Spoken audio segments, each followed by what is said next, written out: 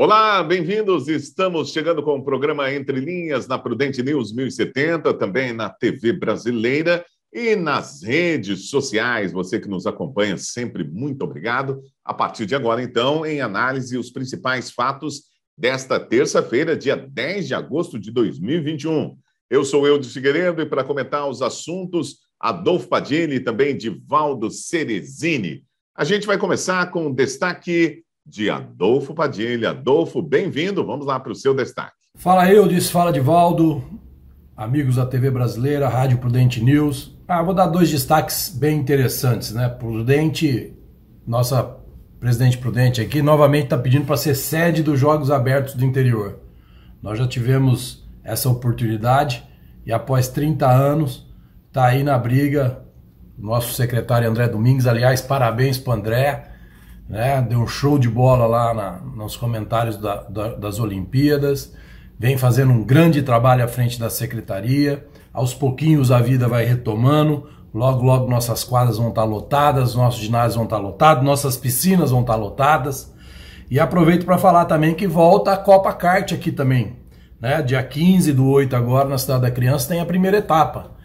O kart, que é uma modalidade que já voltou em vários lugares, voltou no Paraná, já voltou no interior paulista, volta para a Cidade da Criança de novo, a primeira etapa da Copa Kart 2021. E assim a vida vai retomando, né? Graças a Deus as coisas vão se colocando no seu lugar. Toca o programa aí, Eudes Figueiredo. Ok, Adolfo, agora vamos lá para o destaque de Divaldo Ceresini. Divaldo, é com você. Olá, pessoal. Muito bom dia. É sempre um prazer enorme estar aqui. E vamos que hoje é terça-feira. A semana está começando e temos muito a fazer, especialmente para tentar consertar um pouco das bobagens que foram feitas ontem na Câmara dos Deputados. Enquanto a gente estava aqui entretido com essa conversa de impressão de voto, de desfile de blindados lá na Praça dos Três Poderes, os deputados aprovaram na Comissão da Reforma Eleitoral o Distritão, que é o pior sistema eleitoral do mundo, porque ele favorece o candidato famoso e o candidato endinheirado.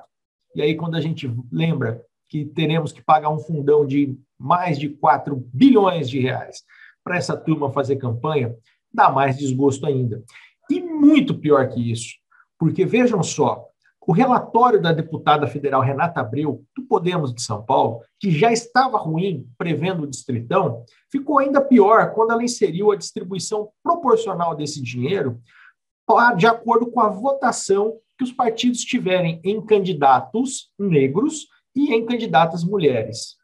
E, gente, para acabar de vez e escancarar a incoerência desse relatório, eles querem nos convencer que esse sistema que favorece ainda mais a turma que está lá eleita valerá só para as próximas eleições, que em 2026 volta o sistema atual, que é o sistema proporcional, e com a volta também das coligações. A quem será que essa turma quer enganar, hein? É uma pouca vergonha quem reeleger essa turma, porque o bem do Brasil, na minha opinião, seguramente essa turma que está votando a favor do Distritão não quer. Muito bem. Olha, a Secretaria-Geral da Presidência da República informou que o governo enviou na segunda-feira ao Congresso Nacional a proposta de emenda à Constituição que vai permitir o governo a parcelar em até 10 vezes o pagamento de precatórios a partir do ano que vem, 2022. Os precatórios são as dívidas da União com pessoas físicas, jurídicas, estados e municípios reconhecidas em decisões judiciais já definitivas, ou seja, aquelas que não são mais passíveis de recursos e que devem ser pagas pelo governo. A estratégia do governo é que, com a aprovação da PEC, possa abrir um espaço no orçamento para bancar o programa social conhecido como Novo Bolsa Família. Até este ano, o governo vinha pagando integralmente os precatórios. A partir do ano que vem, 2022, a conta passará de 54,7 bilhões para 90 bilhões de reais, o que, segundo o Poder Executivo, inviabiliza o lançamento do novo programa social. Muito bem, vamos lá. Comentando esse assunto, a gente começa com o Divaldo Ceresini. Olha, Eudes, essa situação dos precatórios, ela realmente é mais uma vergonha que o povo brasileiro passa. Para quem não sabe, o precatório é um dinheiro que o governo deixou de pagar para a pessoa na época própria, e existem diversos motivos para isso. Seja uma indenização por desapropriação de algum imóvel, seja algum dano que a União causou para as pessoas, como, por exemplo, a omissão da União causou um acidente que a pessoa foi prejudicada, seja a aposentadoria, que aquele teve que entrar com processo judicial, que se arrastou anos e anos e anos na justiça, seja em razão de um funcionário público que deixou de receber as verbas corretamente pelo seu trabalho desempenhado. E agora o governo vem dizer, depois de 15, 20 anos, às vezes, de processo, mais 5, 10 anos para chegar a vez de pagar o precatório, às vezes mais do que isso, o governo vem falar, olha, chegou a vez de pagar, mas eu não vou pagar agora não, eu vou pagar só quando eu quiser. Será que a gente também pode fazer isso em relação aos impostos que a gente deve para a União, sem sofrer consequência alguma? Eu acredito que não. Ok, vamos lá, comentando esse assunto aí dos precatórios, os pagamentos divididos a partir do próximo ano. Adolfo Padilha. Todo mundo agora fala da frase: devo, não nego e pago quando posso, ou quando puder, né? Foi a frase do ministro da Economia, Paulo Guedes, em relação aí à nova PEC que vai parcelar as dívidas da União. Eu digo o seguinte, esse tipo de transparência, ao invés de chocar, devia chamar a atenção de algumas pessoas, né? Porque a gente já viu muito governo fazer firula, disfarçar. Esse não, ele é reto. Paulo Guedes, ele é reto nas colocações dele. A União precisa parcelar suas dívidas. Isso é bom? Não, não é bom para quem está precisando receber muitas vezes, né? Mas é necessário. Eu só queria aqui complementar dizendo o seguinte, meu amigo Eudes e Divaldo. A gente gostaria que o governo tivesse também a mesma autonomia, né? Porque às vezes a gente sabe que não tem, para tratar de outros assuntos ou de outros custos do Estado da maneira que trata, quando pode, dos custos ou das possibilidades de governar e poder fazer a gestão do seu governo. Imagine, ontem eu disse para vocês o quanto custa o Superior Tribunal Eleitoral Brasileiro, o desperdício de dinheiro que é manter aquela mamata toda, e tantas outras coisas que nós temos no setor público. Pudera o governo, quem pudera, né, o governo, tivesse essa autonomia de fazer algumas recolocações, alguns cortes de uma maneira de eficiência, né?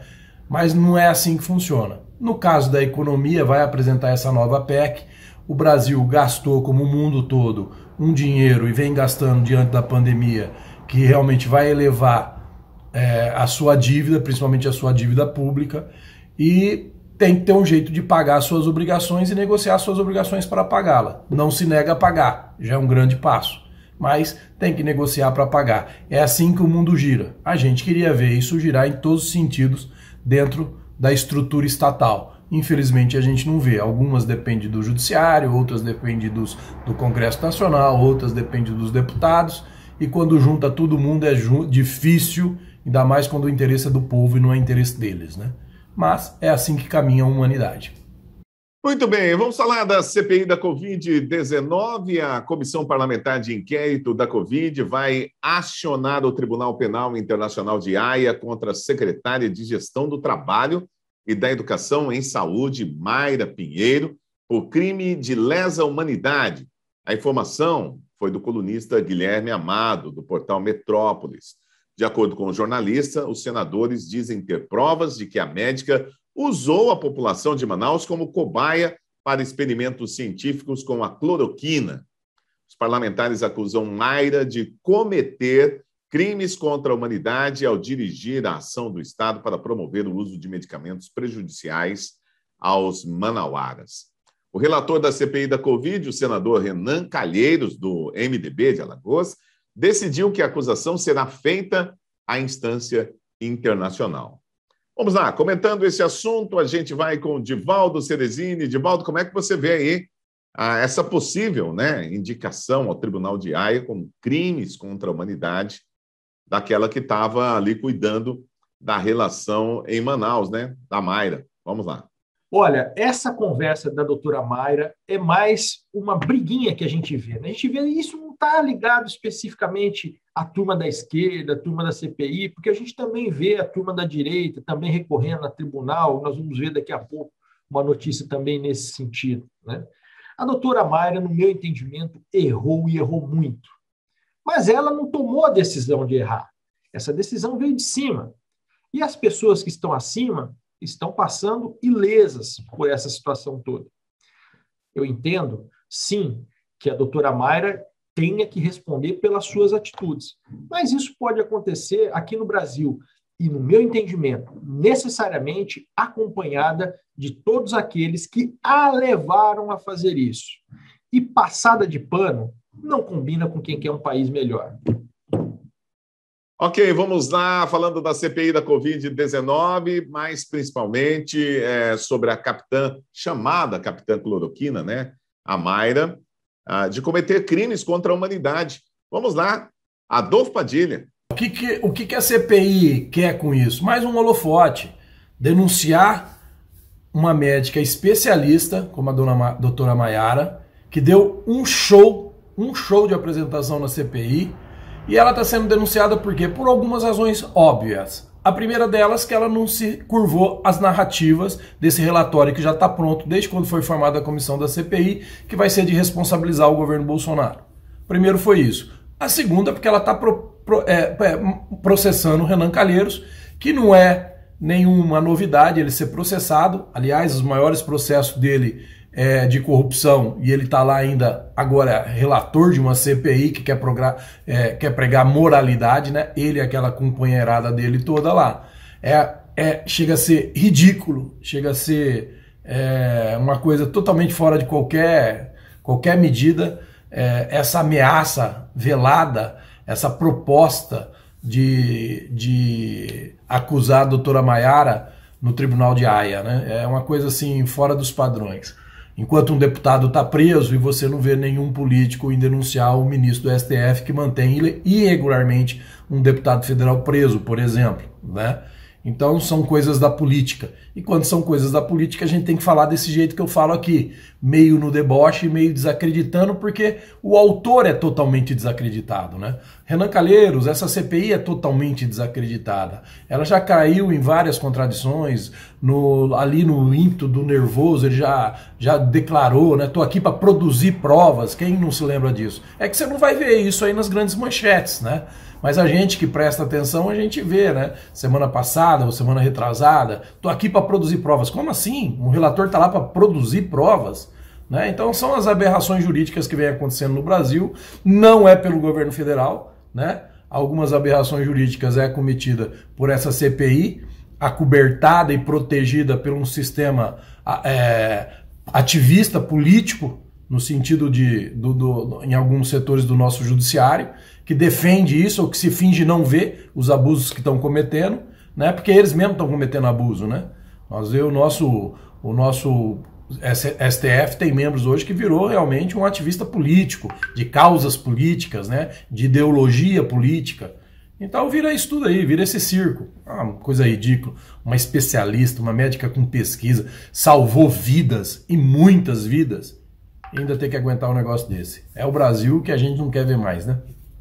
Muito bem, é isso aí. Nós vamos para um rápido intervalo, voltamos já com mais aqui na TV Brasileira e também na Prudente News 1070, Entre Linhas. Daqui a pouco vamos discutir mais duas notícias. Tem o TSE contra o Bolsonaro e também tem o Oswaldo Eustáquio, que a gente vai conversar aqui. É já.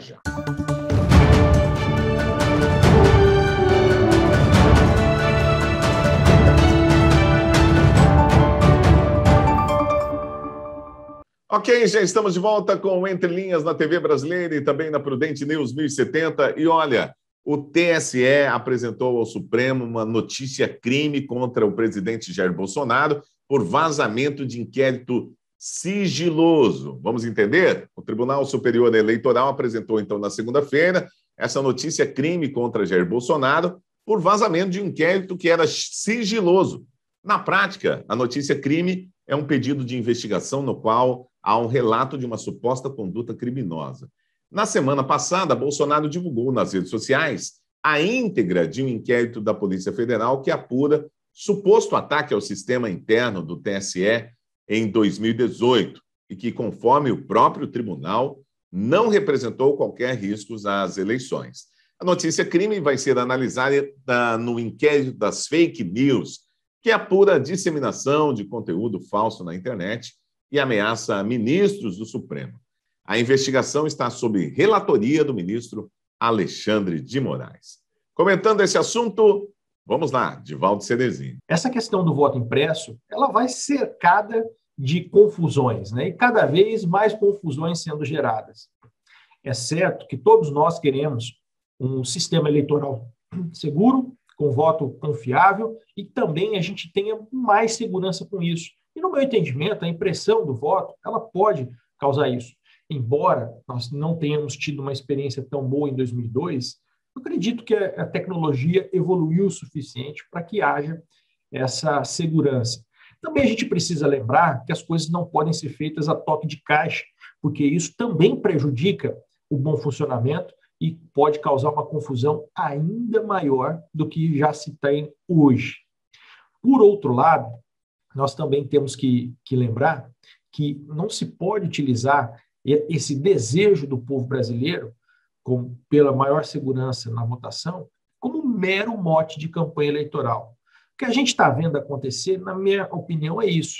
O governo conseguiu colocar para votação, muito na base da pressão, né, isso no Congresso, mas não está se organizando para conseguir os votos que precisa. Deixou a articulação dessa questão tão relevante para o povo brasileiro nas mãos de duas pessoas que são claramente contrárias a isso, que é o Ciro Nogueira e o Valdemar da Costa Neto. Já se declararam contrários em diversas ocasiões. Então não dá para a gente ficar brincando com esse desejo do povo brasileiro. Ou a gente trata isso de maneira séria, fazendo a articulação necessária, e no meu entendimento, votar nessa semana é simplesmente enterrar essa proposta de vez, ou a gente para de falar que quer o voto impresso, sendo que não age para isso acontecer.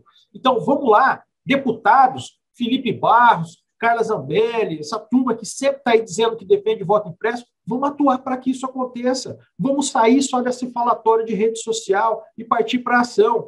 Mas ação que seja legal, ação que não exponha investigação que está em andamento, dando a oportunidade de, eventualmente, quem cometeu algum erro, ir lá e esconder. Então, fiquemos de olho nisso.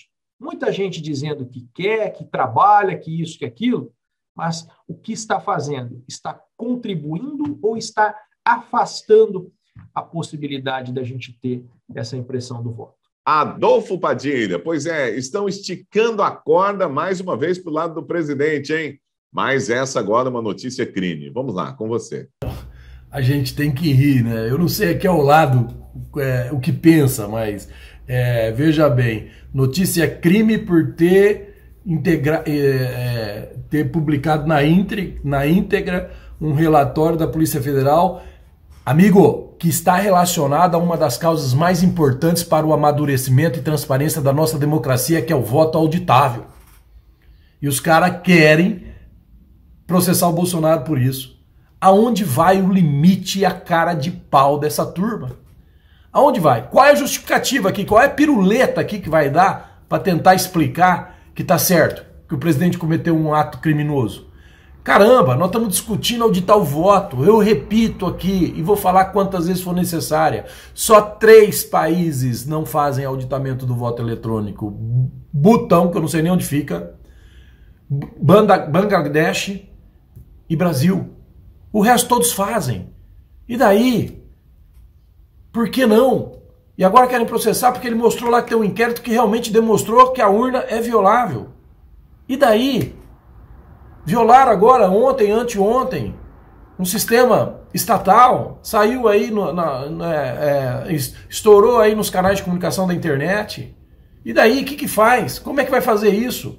Aonde está a irregularidade? Qual é o crime? Ser transparente? Qual é o crime? Querer amadurecer a nossa democracia? Esse é o crime do presidente Bolsonaro?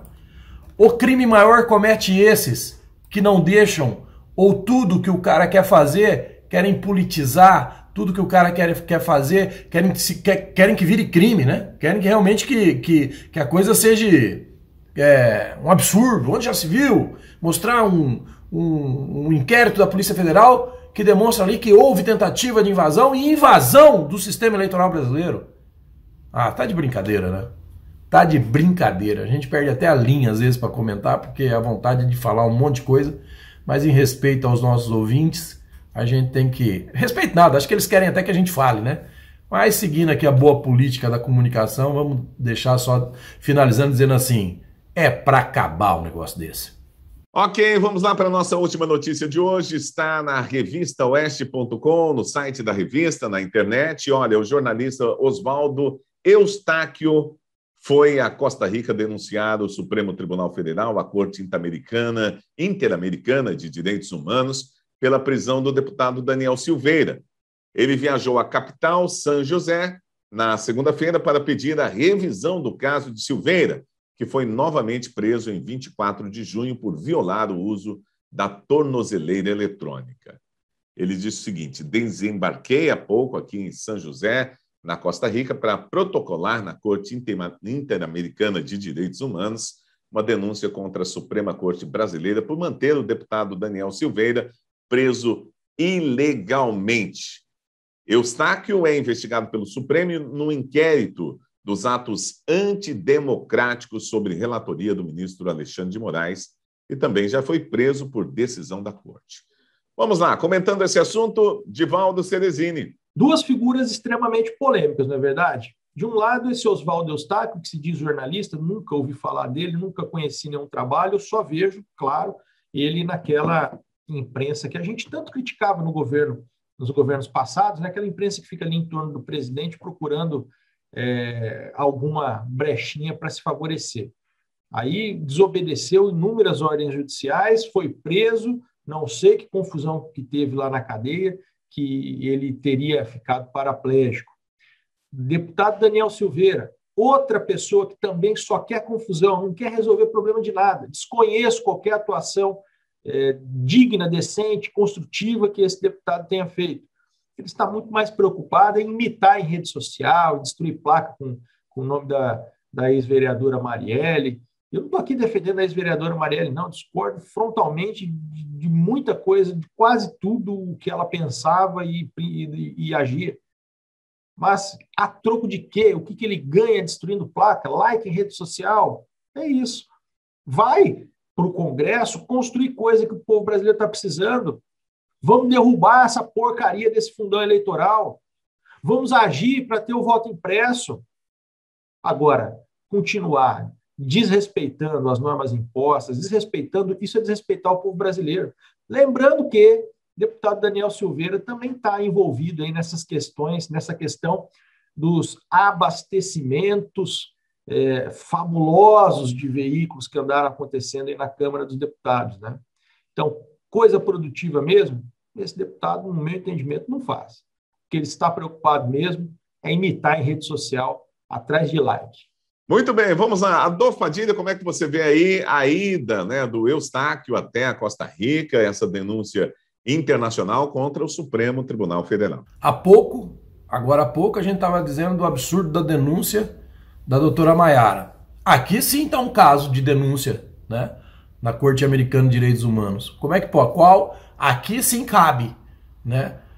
A outra não cabe por um motivo muito óbvio, né? Ela vai ser denunciada do quê? Que ela usou pessoas como cobaia. Ô, gente, nós estamos tomando vacinas que foram aprovadas em caráter de urgência, vocês lembram disso? Entendeu? O jogo tem que valer para todo mundo, o jogo não pode valer só de um lado só, né? E aqui nós temos um deputado preso, com inquérito aberto por um juiz, o que é totalmente irregular, juridicamente é uma aberração. Isso aqui demonstra, para ser ministro do STF, tem que ter uma demonstração clara de conhecimento de direito, de autoconhecimento nos níveis mais elevados. O fato de o ministro do STF ter feito isso, ele demonstra que ele não conhece o direito da forma que ele tinha que conhecer para estar lá. Já seria o motivo de abrir um processo de afastamento dele. Porque não pode um juiz abrir inquérito, não pode um juiz ser vítima, não pode ser um juiz condenar e não pode um juiz mandar ficar preso. alguma coisa que ele se acha que ele é vítima, ou vice-versa. Não poderia nunca isso acontecer. Aqui cabe recorrer, sim. Aqui cabe recorrer, denunciar que tem alguém preso de forma irregular, quebrando todos os parâmetros jurídicos que a gente aprende, né? Lá no caso da doutora Maiara, não. Quem que é Renan Calheiros para dizer que usou alguém de cobaia? Vai ver quantas vidas essa mulher salvou, né? Vai ver quantas vidas essa mulher pôs a cara e teve a coragem de tomar a iniciativa e salvou. Então, é o que eu falo para vocês. Hoje o Brasil vive, eles alimentam essa divisão do Brasil, porque tem gente se beneficiando com isso. Acorda, cara. Tem gente se beneficiando, dizer que o Brasil está alimentar essa politização de tudo, alimentar essa divisão entre duas partes. Tem gente que está ganhando com isso e ganha com a sua... Quando você alimenta essa narrativa, ganha quando você alimenta os fake news, ganha quando você acha que está fazendo um discurso progressista, ou um discurso moderado, ou um discurso conservador, ou seja lá qual for o discurso que você está fazendo. Quando você não consegue entender que tem alguém ganhando com essa divisão que estão querendo aplicar no Brasil, né? Então é só para você usar um pouco. Então veja bem o que estão fazendo com as Olimpíadas. Estão enaltecendo a conquista das mulheres. Para quê? Elas estão lá para ganhar, me amo. Estão de parabéns. E cada vez mais quem acompanha os Jogos Olímpicos sabe, já percebe que há muito tempo a mulherada vem ganhando cada vez mais espaço. Não, mas que é os Jogos da Mulher, é os Jogos não sei o quê, que os Jogos em Paris vai ser os Jogos da divisão iguais entre homens. Ah, para com isso, gente. A gente não tem que dividir nada, a gente tem que somar. Nós vivemos no mundo para somar. E no esporte agora também estão aplicando esse tipo de coisa. É duro, viu? É complicado isso. Muito bem, muito obrigado, Adolfo Padilha, Edivaldo Ceresini. Estamos encerrando o nosso Entre Linhas de hoje. Grande abraço para todo mundo e até o nosso próximo encontro aqui na TV Brasileira e na Prudente News 1070. Valeu!